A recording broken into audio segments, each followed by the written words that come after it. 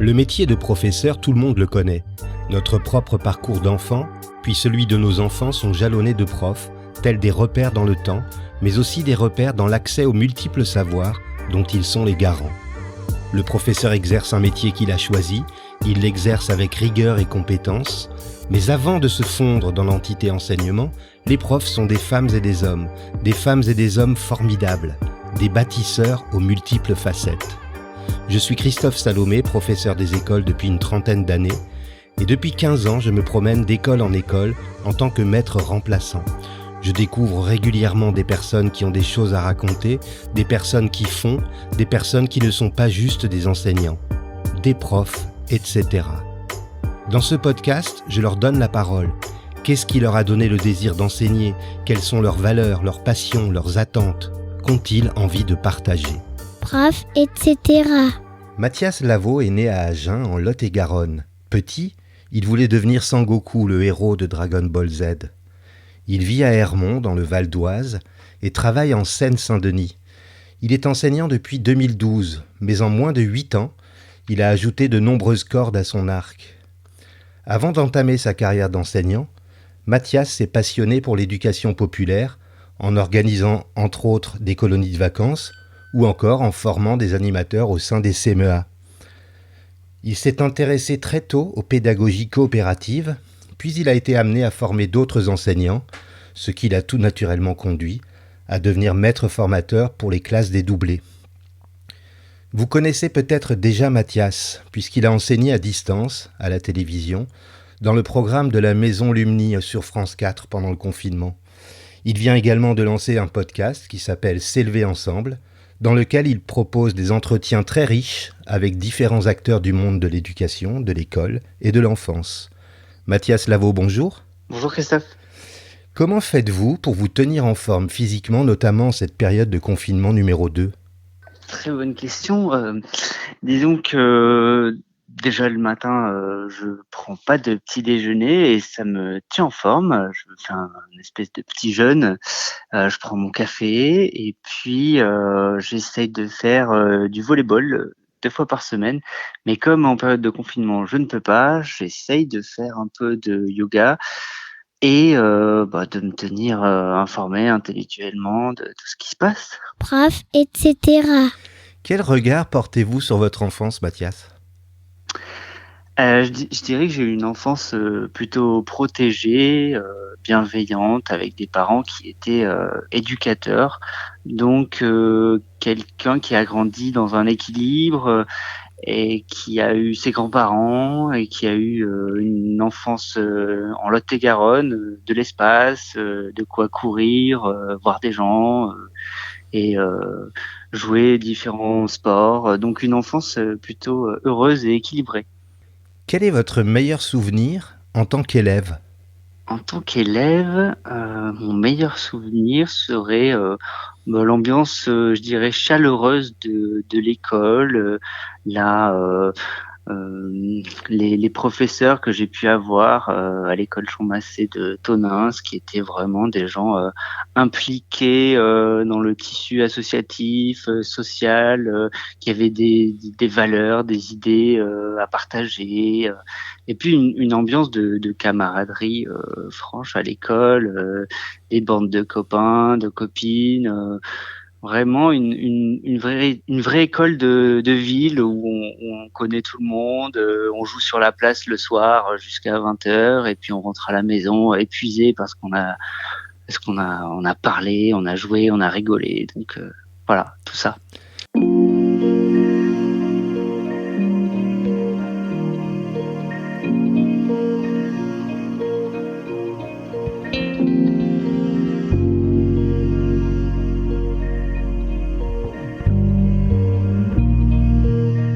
Et plus tard, alors, vous avez été quel genre d'adolescent ? Plutôt concentré sur la la musique, les années 70, écoutant à la fois Jimi Hendrix et Led Zepp, les Beatles. On allait à des concerts de Mathieu Chédid, de Scapé. On allait au Garo Rock à Marmande. On écoutait pas mal de musique rock, ska, reggae. On écoutait tout ça. Et puis on était heureux, pas trop de problèmes autour de nous. Plutôt voilà une adolescence paisible. Peu centré sur les études scientifiques vers lequel le bac m'avait emporté parce qu'il fallait faire scientifique à l'époque, mais bon, je dirais que ça n'a pas été une réussite et je me suis donc engagé vers une université en sociologie. Alors l'adolescence est très souvent un moment charnière. En quoi cette période a influencé votre carrière et le parent que vous êtes aujourd'hui ? Je dirais qu'à l'adolescence, j'ai découvert, moi j'imagine mon adolescence un peu plus loin que les années lycée, encore les années d'université où j'étais un peu finalement encore adolescent. Et le moment où j'ai découvert les CMA et l'écolo et l'enfance, se préoccuper aussi d'une comment gérer un groupe d'enfants en colo l'été. On est jeune, on a 19, 20 ans, on débarque. Là, c'était dans le Périgord, à Montrem, un centre de vacances géré par la ville de Saint-Denis. Et on commence à être animateur tout jeune là-dedans. Et c'est parti. On découvre des gens formidables, on découvre des valeurs qui nous portent. Plutôt là-dedans, je dirais.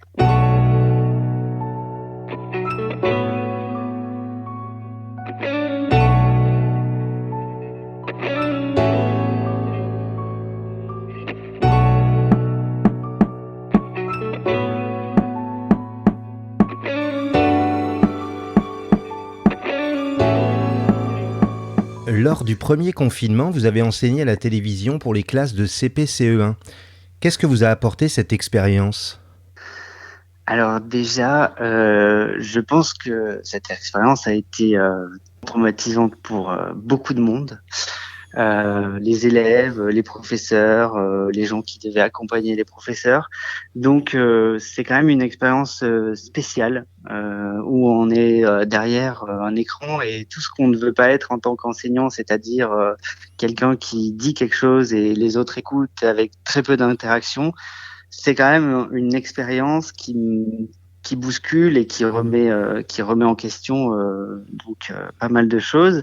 J'ai essayé d'être au plus près de ces élèves, de les imaginer derrière cette caméra, d'imaginer aussi leurs difficultés dans l'encodage de mots. Il fallait qu'ils sachent qu'il fallait s'imaginer le son qu'on entendait pour écrire la lettre. Donc j'avais dans ma tête ces élèves que j'avais en Seine-Saint-Denis devant moi, qui ont toujours aussi besoin qu'on répète, qu'on soit attentif à eux et tout ça. Donc c'est une expérience qui m'a permis d'utiliser ces compétences-là, mais toujours avec cet arrière-goût de frustration parce que l'interaction n'est pas au rendez-vous. En tout cas, pour moi, c'était une expérience très, très formatrice parce qu'on va vraiment au fond de ce qu'on propose. On sait que c'est à une audience nationale. On n'est pas devant sa classe. Donc on doit vraiment réfléchir à son support, être attentif à ce qu'on va dire, à tous les mots. Et on développe au final des capacités à s'exprimer, à être clair sur son propos.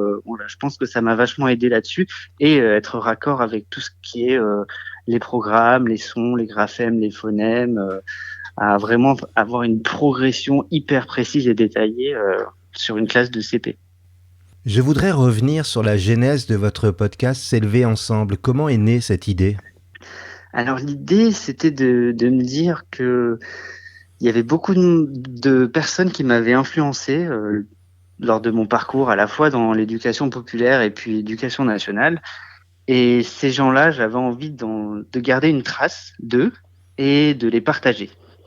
Donc c'est toujours un peu le but que je poursuis, c'est-à-dire que je me dire là j'ai été influencé par telle personne qui a dit ça, qui a écrit ça, qui a montré ça, et les faire rencontrer à des gens peut-être qu'ils les connaissent déjà, donc aller un peu plus loin.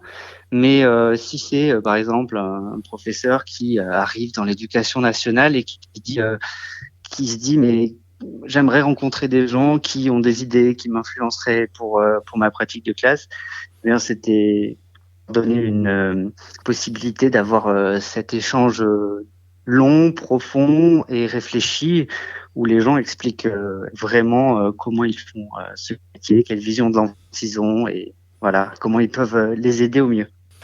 Alors sans spoiler les prochains épisodes, est-ce que vous pouvez nous livrer quelques-uns de vos invités à venir ? Alors, pour l'instant, j'essaye de construire un podcast qui serait un peu qui mélangerait plusieurs invités autour de l'enfance et le temps. Alors, ce serait faire intervenir à la fois un sociologue, par exemple Jean Viard, qui nous expliquerait qu'est-ce que un enfant fait de son temps libre, de son temps à l'école, comment à travers l'enfance on prend en compte le temps. Et j'avais voulu associer à ce podcast aussi quelqu'un qui a écrit un bouquin que j'ai lu et que j'adore, qui s'appelle L'éloge de la lenteur de Karl Honoré, que j'ai contacté aussi, qui serait d'accord, et peut-être ajouter quelques interventions de Philippe Mérieux qui nous parlerait de l'enfant et le rapport au temps à l'école. Voilà.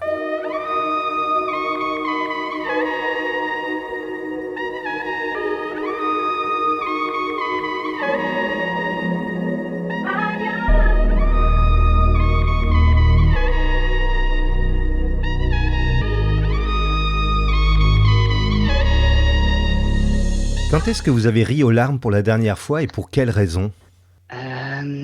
Je suis sûr que c'est avec mon fils qui a maintenant plus de 2 ans et qui est plutôt assez jovial, qui répète plein de trucs et qui rigole beaucoup.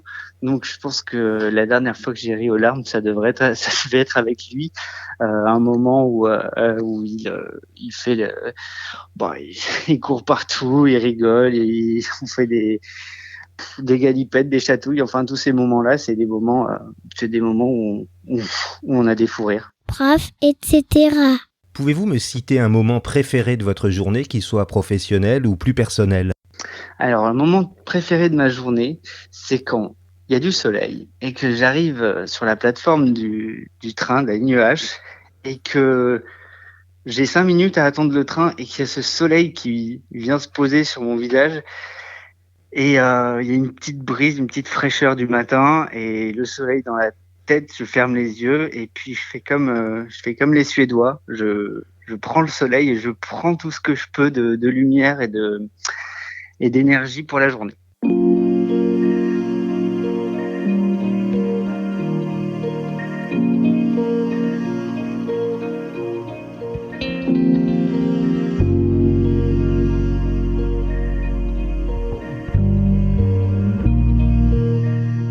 Quelle valeur a aujourd'hui le plus de sens pour vous ?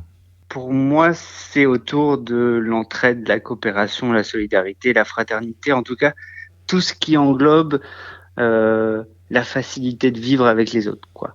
C'est-à-dire à la fois prendre le temps, discuter, être adaptable, tolérant, s'adapter aux autres. Ouais, pour moi, ça c'est quand même quelque chose qui me définit. Je suis plutôt facile à vivre. Et puis j'aime bien discuter et j'aime bien recueillir d'autres points de vue, aider les autres aussi et puis prendre le temps. Voilà, ça fait beaucoup de choses quand même. De quelle manière parvenez-vous à intégrer cette valeur, ou plutôt ces valeurs, dans votre pratique professionnelle ? Je dirais que prendre le temps de faire des choses de qualité, c'est quelque chose qui m'anime. J'aime pas travailler dans l'urgence, j'aime pas les choses qui sont bâclées. Je préfère que ça dure longtemps et que ce soit propre, en profondeur, plutôt que quelque chose qui soit une discussion qui va durer 5 minutes. Ça va être quelque chose qui va pas me convenir et je voudrais chercher à y revenir plus tard et à peaufiner tout ça. Prof, etc. Quel mot, selon vous, compléterait le mieux le mot formateur ? Comme on disait tout à l'heure, facilitateur. Quelqu'un qui va nous faciliter la vie, à la fois sur le plan technique comme sur le plan plus intellectuel, qui va nous aider à nous élever, au final. Quelqu'un qui va nous faciliter l'accès à plein de choses qui nous étaient pas venues à l'idée, ou qui va nous faciliter aussi la marche à suivre, comme avec les élèves. Il y avait une phrase de Deligny que j'adore, c'était sois toujours attentif à si celui qui marche en boitant n'a pas un clou dans la chaussure. Voilà. Ah, je vois qu'on a les mêmes sources, Graines de crapule. Voilà. Un formidable... justement, ce bouquin, c'est un des bouquins fondateurs un peu qu'on nous balance quand on a 20 ans dans les stages CMEA où on est stagiaire BAFA, et on découvre ces petites maximes qui nous font envie d'aller vers les enfants pour plus de tolérance, pour plus de comment dire, encore plus être au plus près d'eux et être au plus près de leurs besoins, et d'être surtout pas un tyran et quelqu'un quelqu'un qui ne les intéresse pas.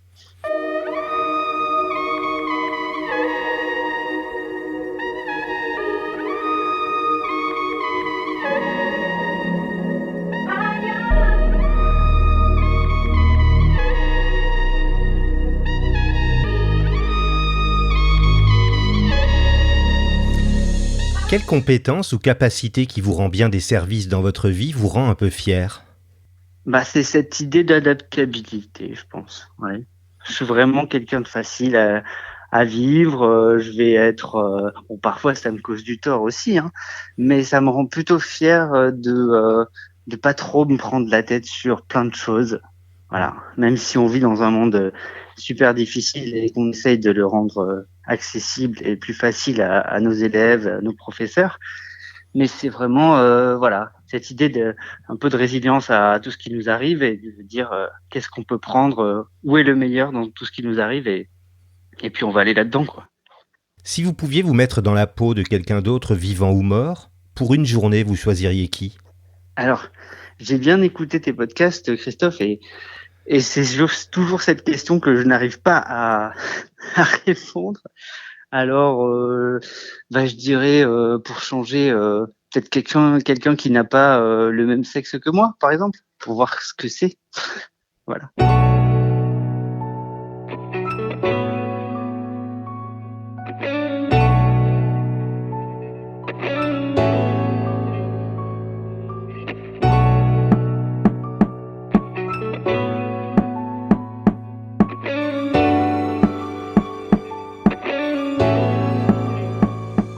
Comment définissez-vous le succès ?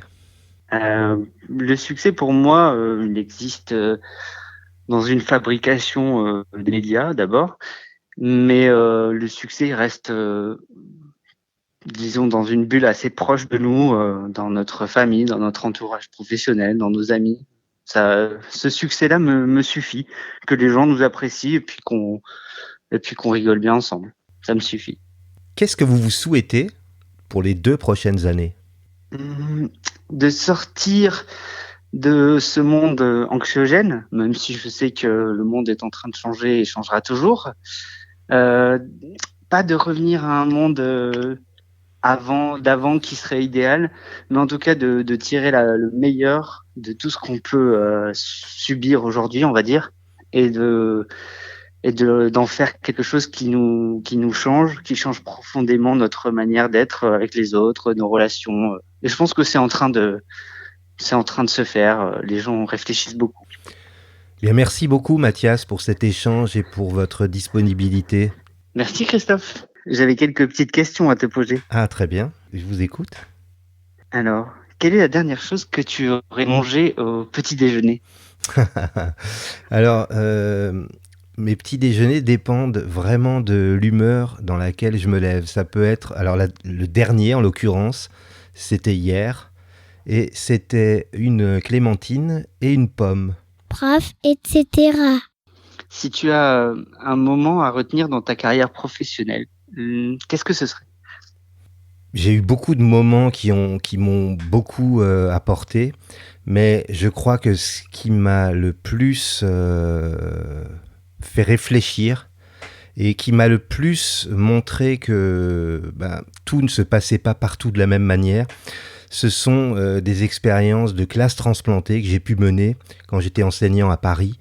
Et ces classes transplantées se situaient aux États-Unis. Donc j'ai pu emmener des classes de cycle 3, en l'occurrence des classes de CM1, CM2, dans le cadre d'un échange. Et évidemment, tout ce projet était sous-tendu par beaucoup d'activités en amont et beaucoup d'activités qui suivaient notre voyage. Et c'était vraiment extrêmement enrichissant. Mes élèves étaient accueillis dans des familles américaines et on se retrouvait tous les jours, comme si on était à Paris, mais dans l'école américaine où j'avais une classe. Et évidemment, on organisait avec mes collègues américains beaucoup d'échanges, beaucoup d'interventions de mes élèves dans les classes américaines et vice-versa. Et puis, après notre voyage aux États-Unis, on accueillait à Paris de la même manière les élèves américains pour 3 semaines à 1 mois. Donc c'était vraiment des expériences très très riches. J'ai gardé beaucoup de contacts avec les élèves qui ont pu participer à ces expériences. Ils sont d'ailleurs tous parfaitement bilingues. Et voilà, c'est une des choses qui m'aura le plus marqué dans ma carrière. Super, ça donne envie en tout cas. Et quels seraient tes projets là pour les années à venir ? Moi, j'exerce donc en tant que brigade de circonscription. Donc j'effectue des missions de remplacement très régulièrement. Et puis de temps en temps, je participe de manière ponctuelle à certains moments en circonscription avec mon IEN, avec mes collègues conseillers pédagogiques et un collègue EREN. Et ça me permet de mener des projets comme ça qui sont variés, qui vont de la mise en place de la classe inversée, par exemple, que je pratique beaucoup. Après avoir créé ce podcast Prof, etc., j'ai tout naturellement m'est venu à l'idée aussi la possibilité de faire ça avec des élèves dans une classe ou dans une école. Et peut-être que ce sera le prochain projet, mener soit organiser une web radio dans une école ou peut-être monter un podcast avec des élèves dans une école. Voilà. Super, en tout cas ça donne envie aussi. Et petite dernière question, est-ce que tu as d'autres côtés, etc., toi aussi ? Alors, moi je suis quelqu'un qui a besoin de s'enflammer, de se passionner pour des choses. Enfant, j'avais toujours beaucoup d'envie et d'admiration pour mes copains qui avaient des objets télécommandés, des voitures télécommandées, des avions télécommandés, des choses comme ça. Et quand j'ai été adulte, je me suis dit, maintenant, je peux m'offrir ce genre de choses et je peux essayer de profiter de ce qui me faisait envie enfant. Donc, je m'y suis mis. Et alors, quand je me passionne pour quelque chose comme ça, j'y vais à fond, quoi. Je consulte des sites, je lis des articles, je regarde des tutoriels et après, petit à petit, je monte mon projet. Alors, je sais pas, dans cette optique, j'ai piloté des voitures radiocommandées tout terrain. J'ai construit des kayaks. J'ai fabriqué des jouets en bois pour des enfants en maternelle. J'ai monté une station météo que j'ai mise en ligne et sur laquelle j'ai travaillé avec mes élèves. Enfin, des choses qui demandent parfois un peu un investissement technique. Et voilà, j'ai toujours besoin de ce genre de défi, on va dire. Et me former à des nouvelles choses, c'est vraiment passionnant. C'est vraiment quelque chose qui me stimule. Voilà. Super. Merci Christophe pour toutes ces précisions. Ça donne envie aussi d'aller voir ton atelier et de bricoler avec toi. Merci en tout cas Mathias, merci encore. De rien. N'hésitez pas à vous abonner à S'élever ensemble et à Prof, etc. sur les plateformes de diffusion, Spotify, Apple Podcasts, Deezer par exemple. N'hésitez pas non plus à nous offrir des étoiles sur iTunes, ainsi que vos commentaires. Et si vous avez envie de partager votre côté, etc. avec les auditeurs, écrivez-moi sur Twitter ou sur la page Facebook de Prof, etc. À vendredi.